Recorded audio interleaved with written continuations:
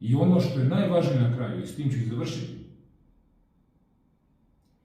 jeste da je Zdrava Srbija ne samo stranka, već tim ljudi koji će da služi narodu. Živela naša omladina, živela Srbija. Veseli se srpski rode, zbog slobode i zbog slavnih Nemanjića, Obilića, Petrovića i zbog slavne Gračanice, Studenice, Ravanice.